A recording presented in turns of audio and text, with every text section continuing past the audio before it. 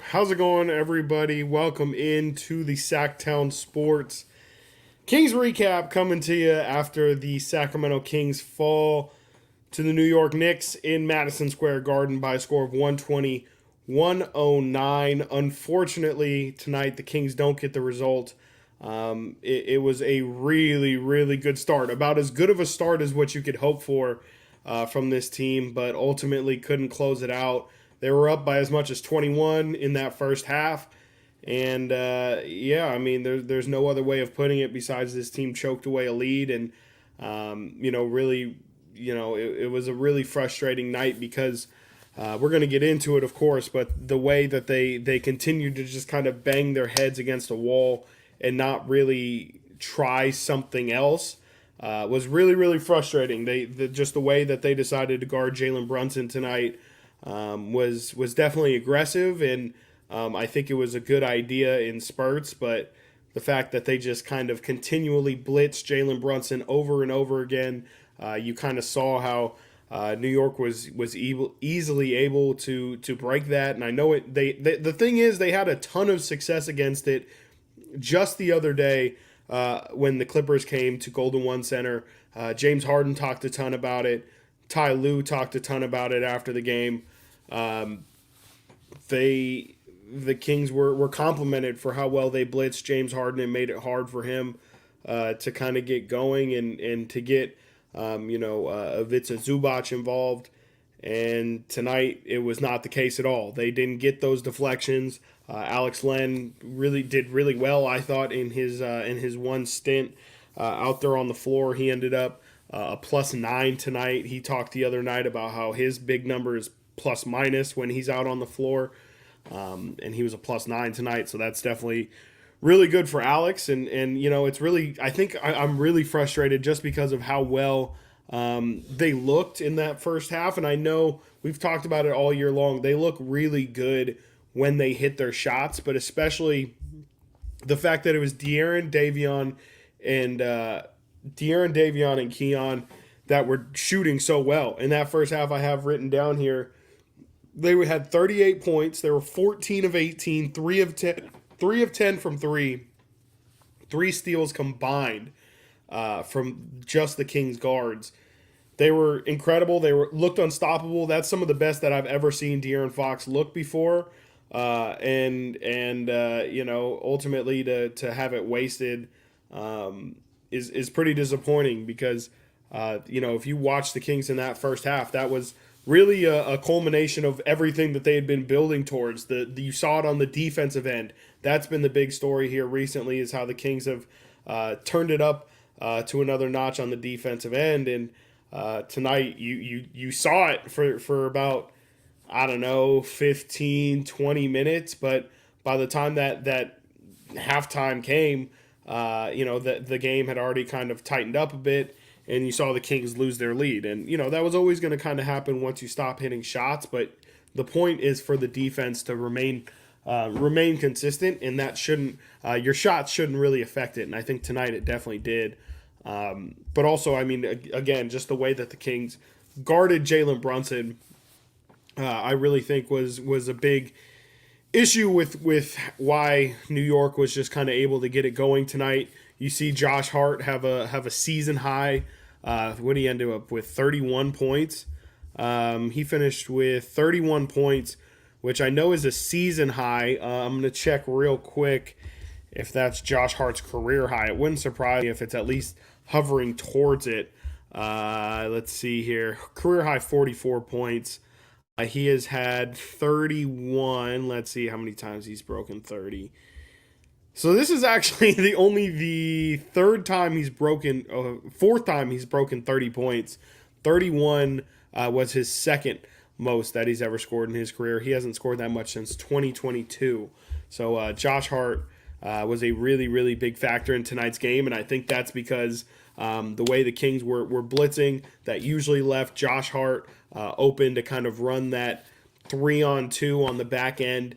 And, at that point, he can either take the floater, he can dish it off to Hartenstein, or he can kick it out to the corner, depending on which way the Kings decide to attack him. And he just killed him. He's so effective around the rim, Kings really don't have much rim protection, and he really exploited that. So I'm going to say I didn't love how often the Kings blitz tonight. I just didn't think.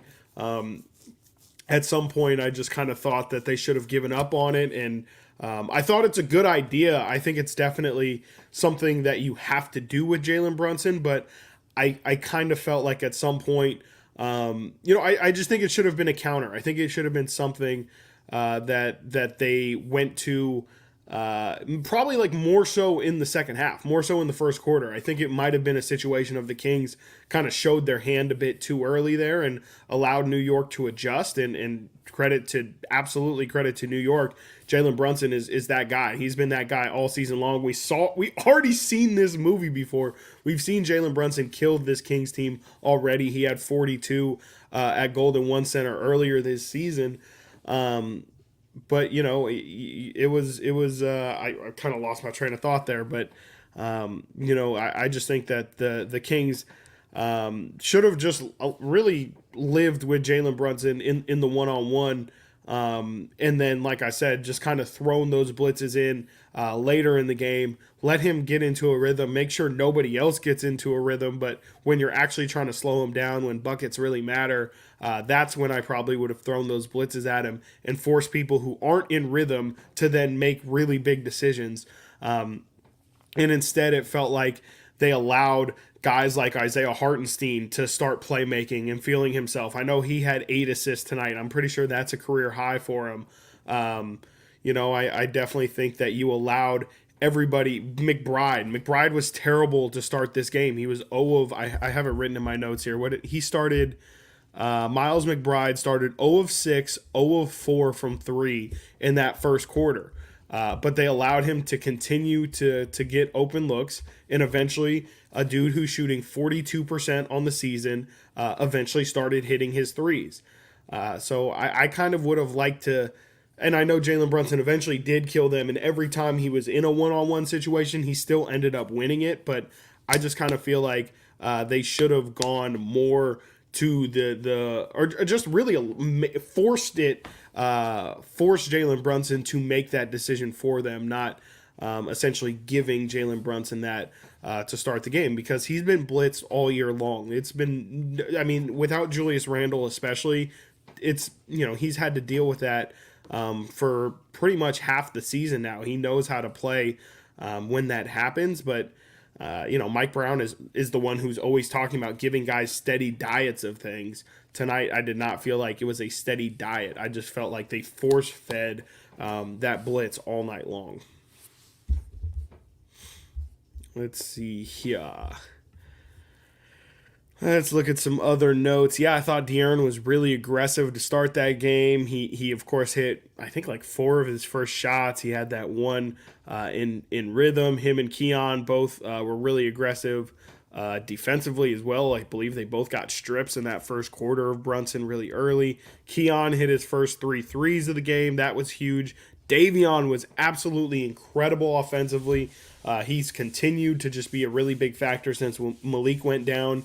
Wasn't really expecting him to pick up the scoring load the way he has, but really have liked what I've seen from Davion on the offensive end. Honestly, I thought on the defensive end, nobody really did great tonight on Brunson. Keon got murdered tonight by Jalen Brunson every single time. Keon wasn't really a factor tonight. You can see him kind of, there might have been a couple moments where it looked like the game was moving a little bit too fast for Keon out there, which is natural. He's still so early and so young in his NBA career, which was the concern this whole time about when Keon was just going to be thrusted out there at this point in the season. These are the kind of things that you're going to have to deal with. This is why, it wasn't just going to be all rainbows and sunshines when Keon Ellis played, because we just hadn't really seen enough of him to understand some of the warts in his game, and he really hasn't had the in real time opportunities to go through things and have, the only way you can gain experience is by going through it. And that's just kind of what Keon's going through right now. And, he wanted to kind of show out tonight because last time when these two teams played, Keon kind of became a bit memed, kind of viral from having that look away on Jalen Brunson, and then Brunson scoring the game-winning bucket. I thought it was interesting. I wrote down here Stan Van Gundy. There's two Stan Van Gundy quotes that I want to talk about tonight. The first one is he said this in the second quarter. They're doing a great job of running guys off the line. And I thought that was the key for the Kings' 3-point defense in that first quarter, or in that first half. And it's really something that Stan continued to harp on the rest of the game. But the reason why McBride was missing all of those threes is because they were all step backs. They were all somebody flew by and he kind of had to get the rhythm dribble. They weren't just, oh, I'm standing here wide open, get time to, nobody's flying out at me. I can square this thing up and knock them down. And once he hit two of those, or one, honestly, once he hit one of them, he's a good enough shooter to hit one and kind of start feeling it. That's when threes really started to land. So definitely thought that was interesting in the first half as the Knicks shot, let's see here, the Knicks shot 33% from three in that first half. And I don't know what they ended with, but they ended with 42%. So they shot really, really well from three in that second half. And I really think that was a big part of it. Let's see here. Trey Lyles, I thought, had a huge first half. He knocked down a couple. I think he hit 1 3, but then he had 2 and 1s in that first half, and it looked like, again, that first half everything was humming. It looked like, Trey and Sasha both, I thought, look like they're ready to contribute after missing a lot of time with injury. Those guys just look like they're ready to hit the ground running, which is incredible. Credit to the Kings training staff for making sure that, even though those guys weren't playing, they were definitely clearly staying in shape. And, they were not only staying in shape, but they were ready to play games the second that they were finally activated, because there was a bit of weird grace period in between times where they were questionable, but we saw them at shoot around, but they weren't playing games. So I guess that's probably the reason why, is because they weren't up to conditioning yet. But clearly that time was spent well. Other notes here, the third quarter is really where I noted it felt like the turnovers really started to pick up. Let's see here. At the end of the first half, the Kings had 7 turnovers, and by the end of the third quarter, let's see here, they ended with 10. So they had three turnovers, but the problem was they all led to Dante DiVincenzo threes, which really, I think I was looking at the Knicks number actually. Gets tough when it's both K's, and I'm just kind of glancing. Kings had 7 turnovers, and I did look at that one right. And they finished with 13. So they had 6 turnovers. There you go. I was like, that kind of didn't sound right. They had 6 turnovers in that third quarter. But I think 2 or 3 of them led to Dante DiVincenzo threes on the other end. And you just can't have that kind of stuff. That's the kind of thing that'll turn momentum completely around, because obviously you're not scoring, but then they're scoring, and that's kind of when things start to snowball. The Kings got absolutely demolished in that second half, just looking even at the scoring totals. It was 68 to 49 in that second half. So New York just absolutely dominated the Kings out on the second half. Let's see here. I even wrote at the end of the third quarter, Kings holding on. I think it was tied at the end of the third quarter, but you can kind of feel the Kings starting to let go of the ropes a little bit. And then the fourth quarter, I really had no positive notes. Kings struggling to hold down Brunson. Josh Hart with the season high 24 points. Ellis and Murray, 5 fouls. Sabonis with 4. Shots stopped falling. 3 of 9 to start the fourth. And then I mentioned, actually, here's something interesting. De'Aaron Fox called off the blitzing with about 6 minutes to go. I think Keon Ellis had kind of got blown by on 2 straight possessions by Jalen Brunson. No, I'm sorry. It was they got 2 pocket passes to, I think it was Josh Hart, and he hit 2 floaters in a row. And you kind of saw De'Aaron realize this is not working. We need to switch this up. De'Aaron, kind of a leader in that moment, said, I'm going to take him man to man. And I think from that point on, the Kings kind of stopped blitzing.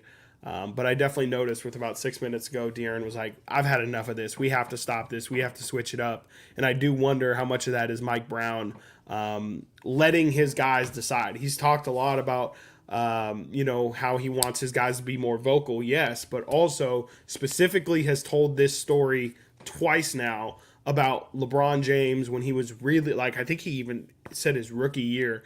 LeBron James called Mike Brown off in a huddle after a timeout. He pretty much told his team, hey, like, we got to make sure we're doubling Ricky Rubio or something like that. And LeBron was like, no, coach, like, forget that.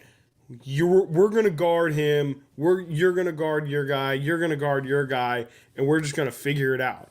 And I kind of think, in a way, Mike Brown was looking for De'Aaron to do that in that moment, to say, hey, this is what I think we should do, is blitz Jalen Brunson. If y'all think differently, feel free. You guys are the ones playing. I give you that power. And I think he kind of wanted the players to step up, and I think eventually De'Aaron did. Unfortunately, I do think it was too little too late. But definitely thought that was interesting. You could literally see De'Aaron waving everybody off.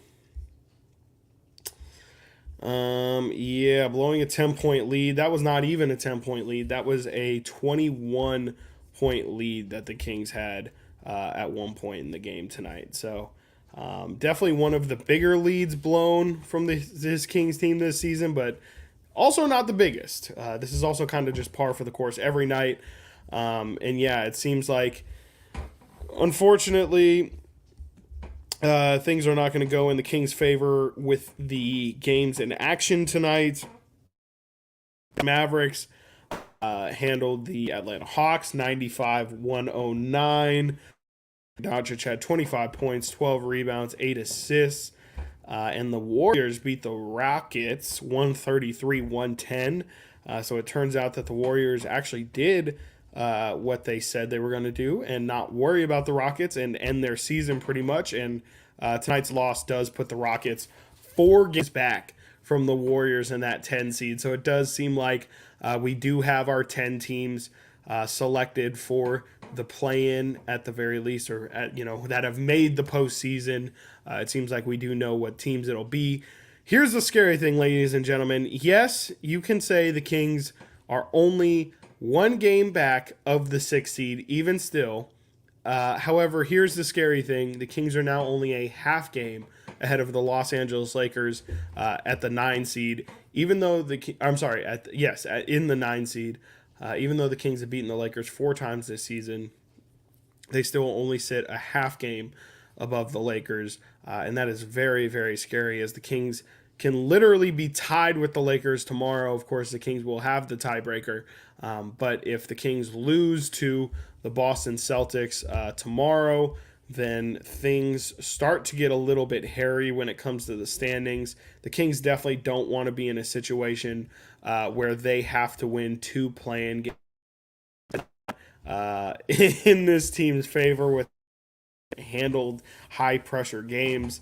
I just don't know if I would trust them to win 2 in a row.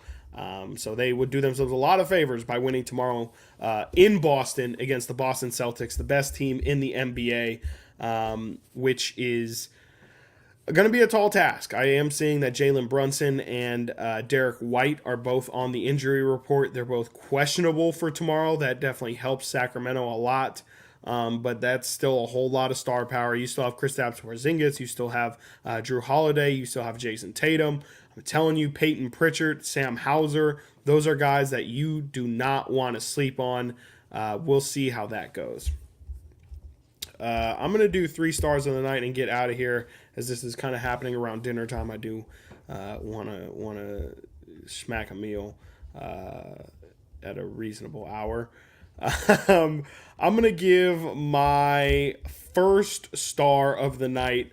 I'm a little bit conflicted between Keegan. Well, I think Keegan's going to get my 2 stars. Between Davion Mitchell or Keon Ellis. I think I'm going to go Davion. I'm going to go Davion because even though Keon did have 4 assists, which I thought was really big, and also had 2 steals as well. Again, Davion's shot making has just been so big. 11 points tonight. He was 5 of 8, but I did mention he started 5 of 5, knocked down some threes, and just looked really comfortable in that first half. I think, again, this is more about the continuation of Davion being a scorer off the bench since Malik went down.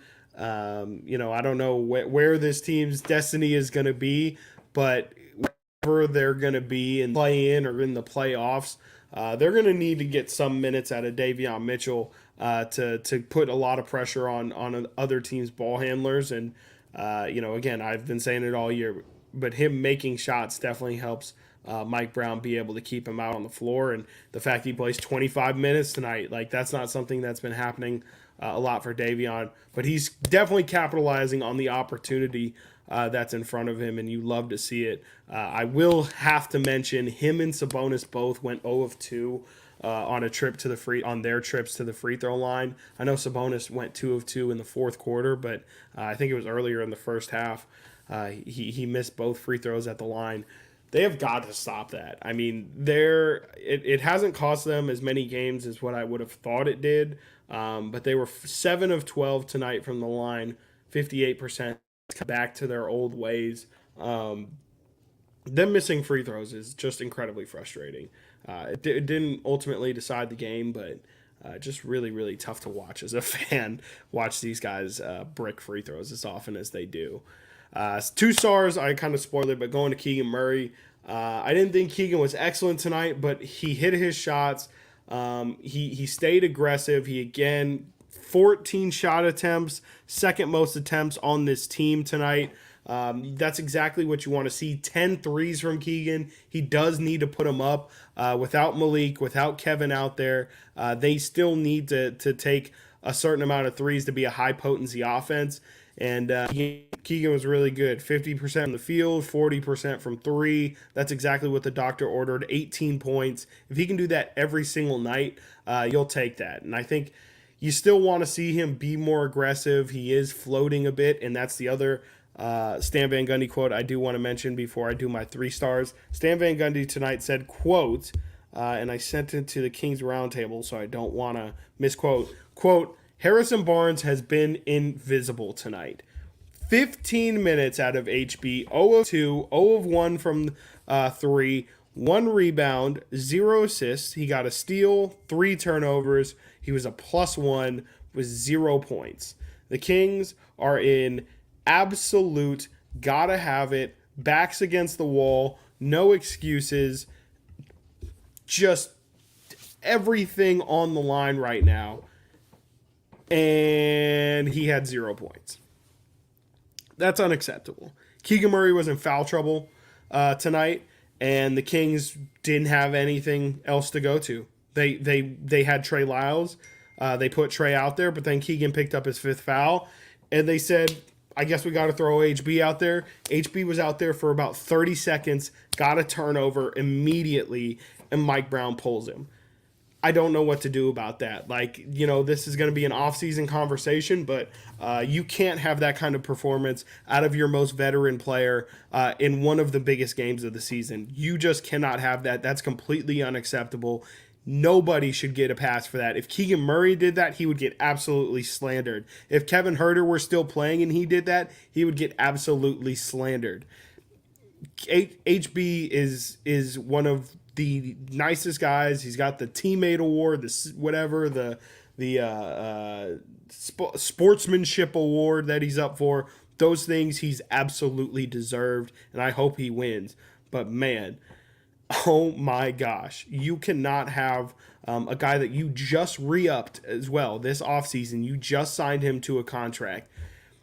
You cannot have him have one of those performances when you need every single person on your team doing everything they can to win. That's just completely unacceptable. And you just can't have it. I mean, I've got a lot more thoughts, but yeah, we'll save all of that for the offseason. I just can't believe that again, in the biggest game of the season, gotta have it. One of your starters has 15 minutes, 0 of 2 from the field, 0 of 1 from the line, from the 3-point line, and finishes with 0 points and a rebound. I mean that's just unacceptable. Um, 3 stars of the night. Sorry to lead you in like that, Mr. De'Aaron Fox, who I gotta be honest, I didn't love the shot selection. He was 6 of 13 from three, which is great if you just look at it from a percentage standpoint, but I just think he's forcing it too much. I know the other guys aren't there. I can't get there with De'Aaron's three. Um, I don't know. I just don't feel like he's attacking the rim as much as he needs to. It just feels like he's trying to play hero ball a bit too much, which is I also want to sympathize a little bit with him because it's got to be hard to to find that perfect balance. Like, how are you supposed to stay aggressive? I literally, in my notes, at the start of every single quarter, third quarter, De'Aaron staying aggressive to start the half. Second quarter, De'Aaron aggressively looking for a shot. First quarter, very aggressive early. Every single quarter, I say he's looking for a shot. He's aggressive, starting off the quarter with points. But to balance, like, how to stay that aggressive, but figure out how to pick and choose your spots at the same time is just, it's a tough thing to try and balance. And so I get it, but man, like, some of those threes I thought were really ill-advised, really early. And he had 26 shots tonight. I think it's fine. You're going down with your best player, taking a ton of shots, but I have not loved the perimeter shot selection from him. He only had one trip to the free throw line tonight. De'Aaron was 1 of 1 from the free throw line. I don't get it. Does Mike Brown need to do what Tom Thibodeau did the other day and say they're fouling him, they're fouling him, they're fouling him, they're fouling him, they're fouling him, they're fouling him? That's it. Peace. I guess so, because 1 of 1 from the free throw line is unacceptable. De'Aaron took 13 shots inside the perimeter, and I know some of those are mid ranges, but come on, 1 trip to the free throw line is absolutely insane. That's insane. All right, y'all, I'm going to get out of here. We got a live stream tomorrow as well after the Boston Celtics game. It's going to be another early one, so be sure to be ready for that. I was a little unprepared for how early this one was going to be, but hope y'all enjoyed. And again, we will be back tomorrow. You can check me out, Styles and Watkins Friday edition from 10 a.m. to 2 p.m. And I will see you all tomorrow after that after that Kings Celtics games. And yes, Jess, light the nothing. Absolutely. We're going to sleep with absolutely nothing. Y'all have a good one.